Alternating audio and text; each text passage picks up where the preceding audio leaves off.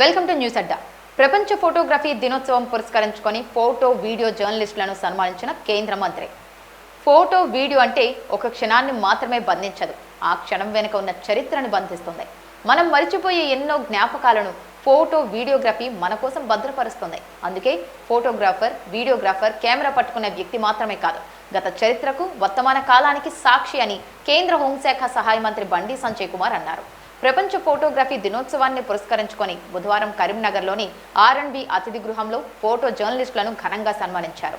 అనంతరం Karimnagar mayor Kolagani Srinivas, deputy mayor Sunil Rao, BJP జిల్లా అధ్యక్షులు సాయిని మల్లేశం తదితరులతో కలిసి మీడియాతో మాట్లాడుతూ ఫోటో జర్నలిస్టులు, వీడియో జర్నలిస్టుల సేవలను కొనియాడారు. ప్రపంచ ఫోటోగ్రఫీ దినోత్సవాన్ని పురస్కరించుకొని ఫోటో, వీడియో జర్నలిస్టులందరికీ హృదయపూర్వక శుభాకాంక్షలు తెలిపారు. 1000 పదాలు చెప్పలేని భావాన్ని ఒక్క ఫోటో చెబుతుంది. 1,00,000 అక్షరాల సారాంశాన్ని ఒకే ఒక్క చిత్రం ఆవిష్కరిస్తుంది. ఫోటో, వీడియో అంటే ఒక క్షణాన్ని మాత్రమే బంధించదు, ఆ క్షణం వెనుక ఉన్న చరిత్రను బంధిస్తుంది. మనం మరిచిపోయే ఎన్నో జ్ఞాపకాలను ఫోటో, వీడియోగ్రఫీ మన కోసం భద్రపరుస్తుంది. అందుకే ఫోటోగ్రాఫర్, వీడియోగ్రాఫర్ కెమెరా పట్టుకున్న వ్యక్తి మాత్రమే కాదు, కాలానికి సాక్షులు కూడా. ప్రజాస్వామ్యంలో ప్రజలకు నిజాన్ని చూపించడం ఎంతో ముఖ్యం. మాలాంటి నాయకులు ప్రసంగిస్తారు, ప్రభుత్వాలు నిర్ణయాలు తీసుకుంటాయి, కానీ ఆ నిర్ణయాల ప్రభావాన్ని ప్రజల జీవితాల్లో కెమెరా ప్రపంచానికి చూపిస్తుంది. సభలో తీసిన ఒక ఫోటో, గ్రామంలో తీసిన ఒక ఫోటో, ప్రజల సమస్యను చూపించే ఒక ఫోటో ప్రభుత్వాలపై బాధ్యతను గుర్తు చేస్తాయి. ఒక ఫోటో, ఒక వీడియో ప్రభుత్వాన్ని ప్రశ్నించగలదు, చేసిన మంచి పనులకు వెన్నుగా నిలిచే సాక్ష్యంగా నిలవగలదు. ఫోటోగ్రఫీ విమర్శించే శక్తి మాత్రమే కాదు, మంచి పనిని గుర్తించే శక్తి కూడా. ఫోటోగ్రాఫర్కు, వీడియోగ్రాఫర్కు కావాల్సింది కెమెరా మాత్రమే కాదు, కెమెరా చేతిలో ఉండటం వేరు, కెమెరా వెనుక బాధ్యత ఉండటం వేరు. ఏది చిత్రీకరించాలి, ఏ క్షణాన్ని ప్రజలకు చూపించాలి, బాధలో ఉన్న వ్యక్తి గౌరవాన్ని ఎలా కాపాడాలి, నిజాన్ని వక్రీకరించకుండా ఎలా చూపించాలి అనే అంశాలు చాలా ముఖ్యం. ముఖ్యంగా ఈ సోషల్ మీడియా యుగంలో మీపై మరింత బాధ్యత పెరిగింది. ఒక ఫోటో, ఒక బైట్ నిమిషాల్లో ప్రపంచమంతా చుట్టేస్తుంది. వైరల్ కావడం కంటే నిజం ముఖ్యమనే విషయాన్ని మర్చిపోవద్దు. AI యుగంలో ఫోటోలు, వీడియోల మార్పింగ్పై అప్రమత్తంగా ఉండాలి. నిజం చెప్పాలంటే మనం జీవితంలో ఎన్నో కోల్పోతాం. మనతో ఉన్న వాళ్ళంతా ఏదో ఒక రోజు దూరం అవుతారు. ఇల్లు, వయసు, ఊరు కూడా మారచ్చు, కానీ ఫోటో మాత్రమే చెబుతుంది, ఇదిగో ఒకప్పుడు మనం ఇలా ఉన్నాం అని. బాధాకరం ఏంటంటే దేశంలో జరుగుతున్న పరిణామాలన్నిటినీ తన కంటితో ప్రపంచానికి చూపించే ఫోటో, వీడియో జర్నలిస్టులు పడుతున్న బాధలు ఈ ప్రభుత్వానికి పట్టడం లేదు. ఉండటానికి ఇల్లు లేక, కుటుంబాన్ని పోషించుకోలేక చాలని జీతాలు నెట్టుకొస్తున్నారు. కొద్దిమంది మినహా చాలా మీడియా సంస్థల యాజమాన్యాలు వారి పట్ల చిన్నచూపు చూస్తున్నాయి. ప్రభుత్వం సైతం వారిని ఆదుకోకపోవడం బాధాకరం. రోగం వచ్చి ఆసుపత్రిలో చేరితే చికిత్స చేసుకునే స్తోమత ఉండటం లేదు. వారికి ఇచ్చిన హెల్త్ కార్డులు పనిచేయడం లేదు. వారికి కనీస వేతనాలు లేవు, ఉద్యోగ భద్రత లేదు. ఇప్పటికైనా ప్రభుత్వం కళ్ళు తెరవాలి. ఉద్యోగ భద్రత కల్పించడంతో పాటు కనీస వేతనాలను అమలు చేసేలా చర్యలు తీసుకోవాలి. అట్లాగే వారికి ఇళ్ల స్థలాలతో పాటు ఇళ్లను కూడా కట్టించి ఇవ్వాలని, ఆర్థికంగా ఆదుకోవాలని ప్రభుత్వాన్ని కోరుతున్నా, ప్రజలకు మంచి చేసేందుకు పాటుపడుతున్న ఫోటో, వీడియో జర్నలిస్టులకు నేను ఎప్పుడు అండగా ఉంటా. నాకు చేతనైనంత మేరకు సాయం చేస్తా. ఈసారి తెలంగాణలో రాబోయేది బీజేపీ ప్రభుత్వమే. మేము అధికారంలోకి వచ్చిన వెంటనే అర్హులైన జర్నలిస్టులు, ఫోటోగ్రాఫర్లు, వీడియోగ్రాఫర్లకు ఇళ్ల స్థలాలు ఇవ్వడమే కాదు, ఇళ్లు కూడా నిర్మించిస్తాం. ప్రభుత్వ ఉద్యోగులతో సమానంగా కార్పొరేట్ ఆసుపత్రులు ఏ జబ్బు వచ్చినా ఉచితంగా చికిత్స చేసుకునేలా హెల్త్ కార్డులు ఇస్తాం. వారికి కనీస వేతనాలు సహా జీవన ప్రమాణాల మెరుగు కోసం అవసరమైన అన్ని చర్యలు తీసుకుంటామని హామీ ఇస్తున్నా అని అన్నారు. ఫోటోగ్రఫీ దినోత్సవం సందర్భంగా కెమెరామెన్లకు, ఫోటోగ్రాఫర్లకు, మీడియా మిత్రులందరూ కూడా హృదయపూర్వక శుభాకాంక్షలు.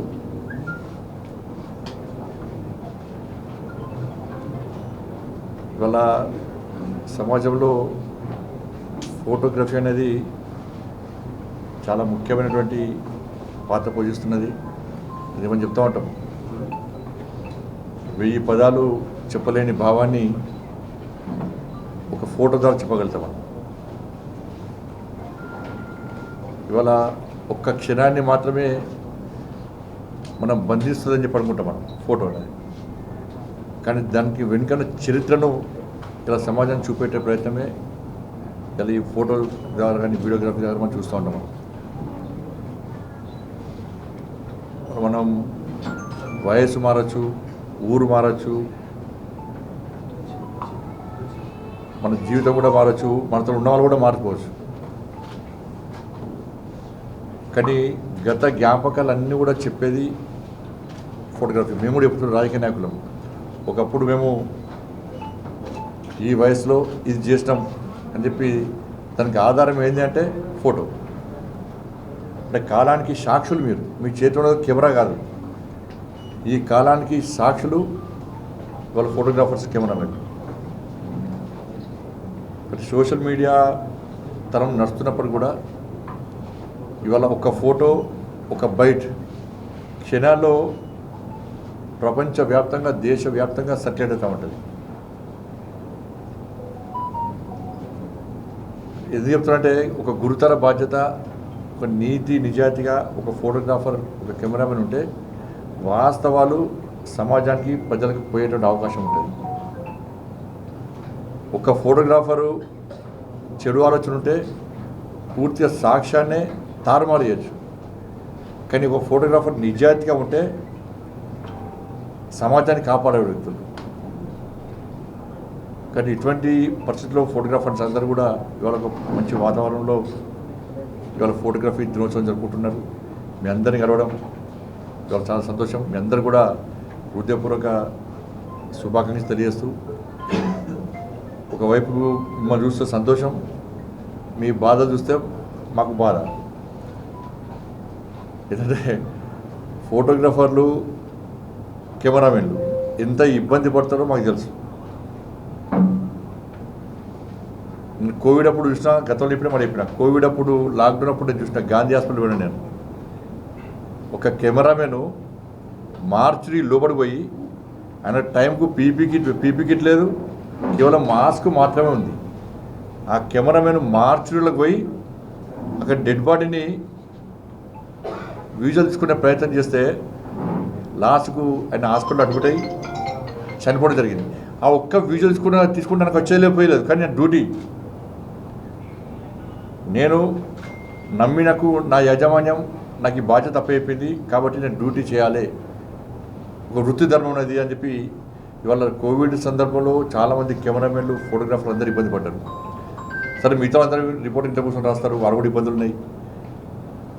కానీ ఫీల్డ్ మీద పోయి వాటిని చిత్రీకరించి చూపెట్టే ప్రయత్నం చేయడం అనేది కొన్ని సందర్భాల్లో సాహసం చేస్తారు. మీరు పోల్లెక్కి ఫోటోలు ఇస్తారు, గుట్టలెక్కి ఫోటోలు ఇస్తారు, ఇండ్లెక్కి ఫోటోలు ఇస్తారు, మేము నూకేస్తారు, నెట్టేస్తారు, బట్టలు చెప్తారు, కెమెరాలు పోతాయి, మీ కెమెరాలు వలుగుతాయి, యాజమాన్యం ఇబ్బంది పడుతుంది, మీ ఫోన్లు పోతాయి, కాళ్ళు చేతులు ఉరుగుతాయి. కొన్ని సందర్భాల్లో లాడ్ చార్జ్ అవుతుంటే మీరు వహిస్తున్న పోలీసులు మిమ్మల్ని కొడతారు.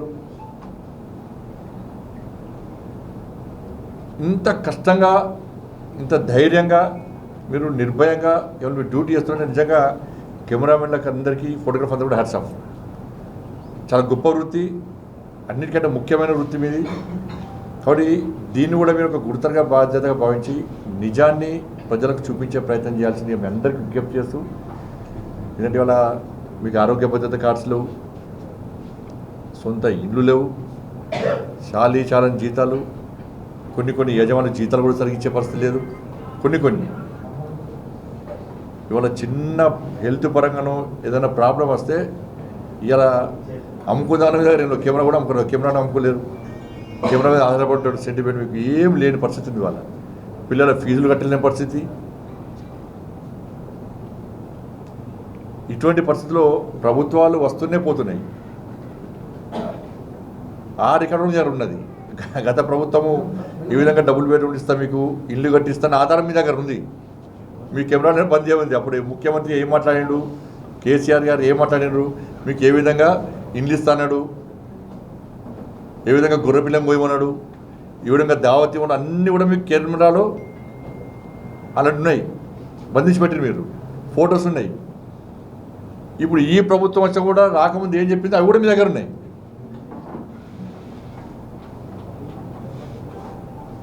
అంటే ప్రభుత్వాలు మారుతున్నాయి, ముఖ్యమంత్రులు మారుతున్నారు తప్ప ఇలా కెమెరామెన్ల, ఫోటోగ్రాఫర్ల, జనరేటర్ జీవితాలు మాత్రం మారతలేవు. పండుగలు బిద్దామన్న ఇబ్బందే. నెల ఫస్ట్ వస్తుందంటే ఒక టెన్షన్ వాతావరణంలో ఇలా పూర్తి జనరేషన్ కానీ, ఫోటోగ్రాఫర్లు కానీ, కెమెరా జీవించే పరిస్థితి వచ్చింది. చాలా దారుణమైన పరిస్థితి ఉన్నది. అందుకే మీకు హామీ ఇస్తున్నాను. సరే, చాలామంది అనుకుంటారు కావచ్చు, ఎట్టి బస్సులో 2028-29లో జరిగే ఎన్నికల్లో మీ అందరి సహకారంతో మీ అందరి ఆశీర్వాదంతో భారతీయ జనతా పార్టీ తెలంగాణ రాష్ట్రంలో అధికారం రాబోతున్నది, పక్కా వస్తుంది. జర్నలిస్టులందరికీ ఇల్లు కట్టించే బాధ్యత మాది, మీకు హెల్త్ కార్డులు ఇప్పించే బాధ్యత మాది, మీకు ఉద్యోగ భద్రత కల్పించే బాధ్యత మాది. ఇలా మీరు మంచిగుంటే ఇలా సమాజానికి మేము చేసేటువంటి అభివృద్ధి కార్యక్రమాలు కానీ, మేము చేసే గొప్ప పనులు కానీ, మంచి పనులు కానీ సమాజానికి పోయేటువంటి అవకాశం ఉంది.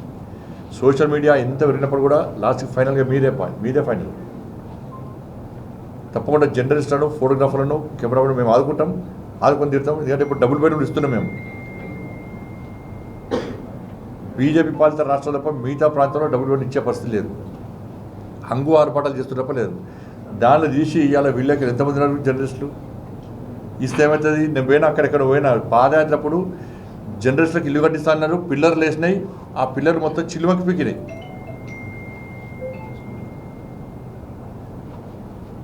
ఇక్కడ యాజమాన్యాలు కూడా విజ్ఞప్తి చేస్తున్నారు. అన్ని పత్రికల యాజమాన్యం మీ దగ్గరికి లీడర్లు వస్తారు, ప్రభుత్వాలను మీరు కంట్రోల్ చేస్తున్నారు, ప్రభుత్వాలను మీరు శాసిస్తున్నారు, ప్రభుత్వాలను కూడా ఒప్పిస్తున్నారు, ప్రభుత్వం చేసే తప్పులను బయటపడుతున్నారు. ఇటువంటి పరిస్థితుల్లో మీ సిబ్బంది బాధలను కూడా యాజమాన్యాలు ప్రభుత్వం తీసుకురావాలి. మీ పేపర్స్ సంబంధించి కానీ, మీ ఛానల్కి సంబంధించి కానీ, వీడియోగ్రాఫర్లు కానీ, కెమెరామెన్లు కానీ మీ సిబ్బంది పడుతున్న ఇబ్బందులను ఇలా ప్రభుత్వం తీసుకొచ్చి వాళ్ళకు వార్నింగ్ ఇస్తారా, రిక్వెస్ట్ చేస్తారా, చేసి వాళ్ళకు ఉద్యోగ భద్రతతో పాటు వాళ్ళకు ఇండ్లు ఇచ్చే విధంగా, వాళ్ళకి అన్ని రకాలు ఆదుకునే విధంగా, ఆరోగ్య భద్రత కార్డు ఇచ్చే విధంగా యాజమాన్యం కూడా కృషి అని చెప్పి ఈ సందర్భంగా విజ్ఞప్తి చేసి తప్పకుండా మా ప్రభుత్వం వస్తుంది, మిమ్మల్ని ఆదుకునే ప్రయత్నం చేస్తాం. దాంతోపాటు ఈ నెల 27వ తారీఖు నుంచి ఉద్యోగ ఉపాధ్యాయ సంఘాలన్నీ కూడా జేసీగా ఏర్పడి మేము పూర్వపట పడుతున్నాం, ఆందోళన చేస్తున్నాం అని చెప్పి ప్రకటించడం జరిగింది. ఇప్పుడే మా రాష్ట్ర అధ్యక్షుడు రామచంద్ర గారితో మాట్లాడారు, వారే ఫోన్ చేశారు. తప్పకుండా వారికి మద్దతు ప్రకటించమని చెప్పి ప్రకటిస్తామని కూడా వారు చెప్పడం జరిగింది. అందుకే ఈరోజు మేము చెప్తున్నాం వాళ్ళకి, ఉద్యోగ ఉపాధ్యాయులందరూ కూడా, జేసీ నాయకులందరూ కూడా మీరు చేసే పోరాటానికి భారతీయ జనతా పార్టీ మరి రామచంద్ర గారి నేతృత్వంలో పూర్తి స్థాయి మేము మద్దతు జరుపుతాం. మీరు న్యాయబద్ధమైన డిమాండ్స్ మీ అన్నీ కూడా మేము గతంలో చెప్పాము. మేము కొంతమంది నాయకులను పిలిపించి గత ప్రభుత్వం అదే చేస్తుంది, ఈ ప్రభుత్వం అదే చేస్తున్నది, మెప్పించే ప్రయత్నం చేస్తున్నారు. కాబట్టి ఈసారైనా మీ న్యాయబద్ధమైన డిమాండ్స్ను ప్రభుత్వం పరిష్కరించే వరకు మీరు ఉద్యమాన్ని ఆపకండి. మీకండగా భారతీయ జనతా పార్టీ కార్యకర్తలు మీ వెంట ఉంటారు. ఆల్రెడీ రామచంద్ర గారు ఫోన్ చేసి చెప్పి ప్రకటించమని చెప్పి వారి సూచన మేరకు మేము కూడా ఇవాళ భారతీయ జనతా పార్టీ తరఫున మీకు మద్దతు ప్రకటిస్తున్నాం. ఆ ప్రభుత్వం చేసిందేం లేదు, ఈ ప్రభుత్వం చేసిందే లేదు, చేసేదేం లేదు. ఆ ప్రభుత్వం బెదిరించింది, ఈ ప్రభుత్వం బెదిరిస్తూనే ఉన్నది. అందుకే తను పేండమిక్లో పోయబడేటప్పుడు పరిస్థితి. ఇలా పీఆర్సీని అమలు చేస్తలేరు.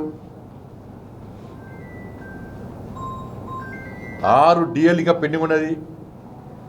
ప్రతిసారి ఏం చేస్తారంటే ఒక డిఏ రిలీజ్ చేస్తారు, చేసి ఇప్పటి నుంచి రెగ్యులర్గా ఇస్తామంటారు కదా, మళ్ళీ పెండింగ్, మళ్ళీ 6 డిఏలు మళ్ళీ పెండింగ్. వాళ్ళకి ఇవ్వాల్సినటువంటి బెనిఫిట్స్ ఇస్తలేరు. వాళ్ళ పెన్షన్దారుల కోసం ఇంత రిలీజ్ చేస్తామని కనీసం వాళ్ళ పరిస్థితి అదే విధంగా ఉన్నది.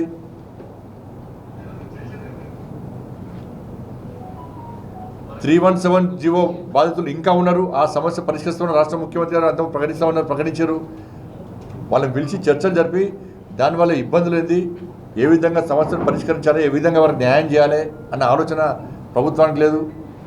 తెలంగాణ రాష్ట్రానికి విద్యాశాఖ మంత్రి లేడు, ప్రత్యేకంగా ముఖ్యమంత్రి గారి దగ్గర ఉన్నది.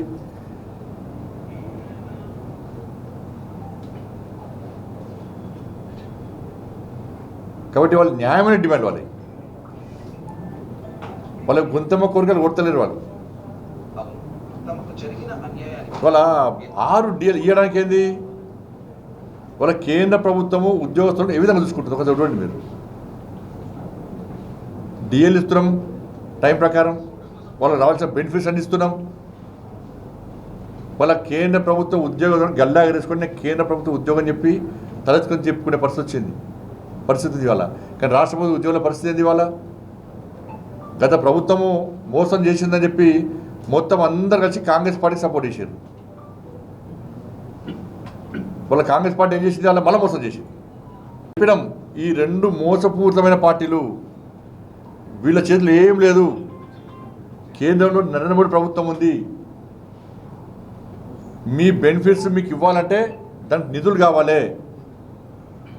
కేంద్రంలో బీజేపీ ప్రభుత్వం ఉంది కాబట్టి ఇక్కడ డబుల్ ఇంజిన్ సర్కార్ వస్తేనే మీ సమస్యలు పరిష్కారం అవుతాయని చెప్పి మేము చెప్పినప్పుడు కూడా మీరు అప్పుడు వినలేదా? ఈ ప్రభుత్వం ఏం చేసింది?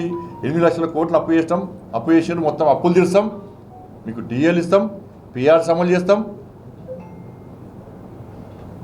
రిటైర్మెంట్ అయినాక వెంటనే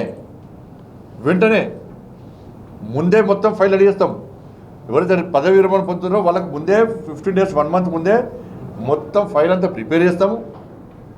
వాళ్ళకి రావాల్సిన బకాయి రిటైర్మెంట్ అయిన రోజే వాళ్ళ అకౌంట్లో వేస్తామని చెప్పి ఇదే ప్రభుత్వం చెప్పింది. గత ముఖ్యమంత్రి చెప్పింది, ఈ ప్రభుత్వం చెప్పింది. వాళ్ళ చెప్పులు అర్థం తిరుగుతున్నారు వాళ్ళ పరిస్థితి. ఇప్పుడు స్ట్రైక్ చేస్తారు, స్ట్రైక్ అని మళ్ళీ చర్చలని మళ్ళీ మాట అంటారు. దానిలో 2-3 నాయకులకు కమ్ముతారు కదా. మళ్ళీ చర్చలు సఫలం, మళ్ళీ పోస్ట్పోన్. ఫీజు రియంబర్స్మెంట్ విషయంలో యాజమాన్యాలకు ఇదే ప్రభుత్వం కట్టినేసింది. వాళ్ళు మేము చెప్తాను అమ్మలే. ఫీజు రియంబర్స్మెంట్ విషయంలో యాజమాన్య నా దగ్గరికి వచ్చినాయి. వస్తే మీరు భయపడతామో మేము చేయలేము. మిమ్మల్ని ప్రభుత్వం ఇబ్బంది పెట్టే ప్రయత్నం చేస్తే దానికి ఏ విధంగా అడ్డుకుంటాం, మీకు భరోసా ఇస్తున్నాం, మీకు అండగా ఉంటామని చెప్పాను. బహిరంగ సభ వేదిక ఏర్పాటు చేసినాం, పర్మిషన్ తీసుకున్నాం, కోర్టు పర్మిషన్ ఇచ్చింది. అయిపోయి 3 పిలిచిండు, ముఖ్యమంత్రి బెదిరించిండు, మీకు విజిలెన్స్ అంటాడు అదంటాడు, కొంత భయపడ్డారు. ఇలా యాజమాన్య పరిస్థితి ఏంది? కోర్టు మొట్టికాయలు వేసినప్పుడు మీ పైసలు వస్తారు. మరి కొత్త స్కీమ్స్ స్టార్ట్ చేశారు. నెక్స్ట్ నుంచి విద్యార్థుల అకౌంట్లో ఇస్తారట. మరి పాత ఈ బకాయి ఇస్తున్నారు కదా మీరు, ఏమైంది? పాఠశాలలు కళాశాలలు నడపలేని పరిస్థితి వాళ్ళ ముందో మాట ఇప్పుడో మాట. సేమ్ ఉపాధ్యాయ ఉద్యోగ సమస్యలు అదే పరిస్థితి. ఎన్నికల ముందు ఏం మాట్లాడినరో ప్రభుత్వం మర్చిపోయింది. కాబట్టి నేను జేసీ నాయకులకు విజ్ఞప్తి చేస్తున్నా, మీరు కాంప్రమైజ్ కాకండి. కాంప్రమైజ్ అయ్యే నాయకులు జేసీలో ఉండదు. నేను ఉద్యోగులకు ఉపాధ్యాయులకు నేను అప్పీల్ చేస్తున్నా. నేను మిమ్మల్ని రెచ్చగొడతలేను. ఫస్ట్ మీ నాయకత్వాన్ని, ఒక బలమైన నాయకత్వాన్ని ఉద్యోగ ఉపాధ్యాయులు ఏర్పాటు చేసుకోవాలి. కాంప్రమైజ్ కానిటువంటి, భయపడని, ధైర్యంగా ఉండే నాయకత్వాన్ని ఫస్ట్ మీరు ఏర్పాటు చేసుకోండి. మీ సమస్యల పేరుతోని వాళ్ళ సొంత లాభం కోసం ప్రభుత్వంతో చర్చలు చెప్పి, ప్రభుత్వంతో కాంప్రమైజ్ అయ్యి మీ సమస్యలకైనా ఉంచి మోసం చేసే నాయకత్వం మనకొద్దు. అట్లా ఉంటే మీ సమస్యలకైనా ఉంటాయి. నేను ఎవరు విమర్శిస్తలేను, ఉన్నవాళ్ళు తప్పు అంటలేను, ఉన్నవాళ్ళు ఎవరో తెలియదు నాకు. అటువంటి నాయకత్వం కావాలని నేను అంటున్నాను. ఎందుకంటే మీకోసం మేము కొట్లాడే దమ్ము భారతీయ జనతా పార్టీ కార్యకర్తలు. మేము లాఠీ దెబ్బలు భయపడడం, జైల్లో భయపడడం, పోలీసు భయపడడం, ప్రభుత్వాన్ని భయపడే కార్యకర్తలం కాదు. 317 జీవప్పుడు జైలుకి పోయినా నేను, నాతో పాటు కార్యకర్తలు జైలుకి పోయారు. మా కార్యకర్తలు లాఠీ చార్జ్ చేశారు, కాళ్ళు చేతులు విరగొట్టారు, కాళ్ళకు సీసా ముక్కలు గుచ్చుకున్నాయి, రక్తం ఏరులే వారింది నా పార్లమెంట్ ఆఫీస్లో. గురవర కార్యకర్తలు గుంజుకపోయారు, జుట్టు పట్టి గుంజుకపోయారు, కాలు ఇరిగిన కాలు పట్టి గుంజుకపోయారు. నా కార్యకర్తలు హాస్పిటల్ అడ్మిట్ అయ్యారు. కానీ ఎక్కడే భయపడలే, ప్రభుత్వం స్పందించినప్పుడు. కాబట్టి మిమ్మల్ని నమ్ముతున్నారు, మమ్మల్ని నమ్మని మీరు. మీకు అండగా భారతీయ జనతా పార్టీ కార్యకర్తలు ఉంటారు, 100% ఉంటారు. ప్రభుత్వం దిగి వచ్చే వరకు మీకు అండగా ఉంటాం మేము. కానీ మీ నాయకత్వం కాంప్రమైజ్ కాకుండా చూసే ప్రయత్నం చేయండి. అయితేనే చేయండి, లేకూడదు. చచ్చిపోతున్నా.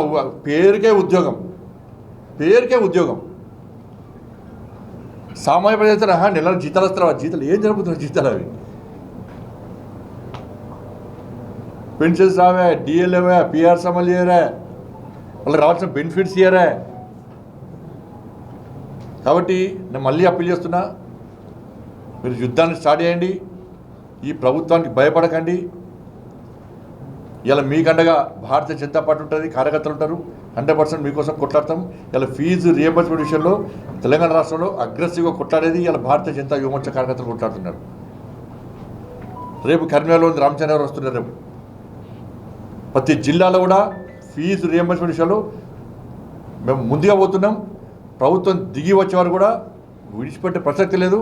యువమోర్చా చాలా అగ్రెసివ్గా ముందుకు పోతున్నది, భయపడే ప్రసక్తి లేదు. అన్ని జిల్లాల వారీగా రాష్ట్ర వ్యాప్తంగా కూడా ఆందోళన చేపడుతున్నాం. హైదరాబాద్లో ఇలా Bharatiya Janata party దమ్మెంతో చూపడతాం. Fee reimbursement విషయంలో ఎక్కడ అడ్డుకునే ఆగే పరిస్థితి లేదు. అదే పందాను ఇలా ఉపాధ్యాయ సమస్యల మీద మేము పుట్టడానికి సిద్ధంగా ఉన్నాం. ఉద్యోగ వర్గాలకు అండగా ఉండడానికి మేము సిద్ధంగా ఉన్నాం. జేఏసీ నాయకులారా మీరు ముందు రండి, మీ వెనకాల మేముంటాం, ముందే ఉంటాం. పోలీసు వాళ్ళు లాఠీ దెబ్బలు కొట్టినా ఫస్ట్ దెబ్బ మా మీద పడుతుంది. పోలీసు వాళ్ళు ఫైరింగ్ చేసినా ఫస్ట్ బుల్లెట్ మాకే దిగుతుంది. ఆ స్థాయిలో మేము కొట్టడానికి సిద్ధంగా ఉన్నాం. మేము ఒక రాజకీయ కోణంతో దాన్ని చూసే ప్రయత్నం చేయకండి. సీదా సాఫీగా మంచిగా రైతులకు అనుగుణంగా నడుస్తున్నడానికి ఒక డైరీని పూర్తిగా అప్రతిష్టపాలు చేసి దాని ఆస్తి మీద కన్నేసి దాన్ని ఏదో చేద్దామనుకుంటే తప్పు. వేలాది మంది రైతులు ఇలా రోడ్డుకి ఆందోళన చేసే పరిస్థితి వచ్చింది. వేలాది మంది రైతులు వాళ్ళ బతుకులు నాశనం చేయకండి. మంచి నర్సరీ డైరీని ఎందుకు అనవసరంగా అది చేస్తారు? దాన్ని రాజకీయ కోణంతో చూడాల్సిన అవసరం వచ్చింది. ఈ కక్ష సాధింపు చర్యలేంది? గతంలో కూడా డైరీ ల్యాండ్ని ఆక్రమించుకుని ప్రయత్నం చేస్తే అప్పుడు నేనే ఫైట్ చేసిన, అరెస్ట్ చేసిన పోలీసులు, లాఠీచార్జ్ చేసిన మా మీద. కానీ ల్యాండ్ను కాపాడినాం మేము. కానీ ఈ ప్రభుత్వం వచ్చినాక రైతుల గురించి దృష్టి లేదు ప్రభుత్వానికి. దాన్ని ఆస్తి మీద కనబడ్డది. దాన్ని అన్యాక్రాంతం చేయాలి. ఏదో ఒక పేరుతోని మంచిగా నడిచిన డైరీని అభివృద్ధిపాలు చేయాలి. రైతుల బతుకులు నాశనం చేయాలి. వ్యక్తి గురించి ఆలోచించదు మీరు ఎప్పటికైనా, వ్యవస్థ గురించి ఆలోచించండి. ఒక వ్యక్తిని టార్గెట్ చేసి ఇబ్బంది పడే ప్రయత్నం చేస్తే వ్యవస్థ నాశనం అవుతుంది. ఇక్కడ రైతులు ఇబ్బంది పడుతున్నారు. రాష్ట్ర ముఖ్యమంత్రి గారు విజ్ఞప్తి చేస్తున్నారు, మీరు దీని మీద ప్రత్యేకంగా దృష్టి పెట్టండి. ఆస్తులు అన్యాక్రాంతంగా కాకుండా చూడండి. అనవసరంగా దాన్ని అప్రతిష్టపాలు చేయకుండా ప్రయత్నం చేయండి. ఆ రైతులను ఆదుకోండి. మంచి నర్సదాన్ని ప్రోత్సహించండి. మీరు ఏం సాయం చేయకుండా ఏం కాదు, కానీ అన్యాయం చేయకండి ఫస్ట్. ధన్యవాదాలు.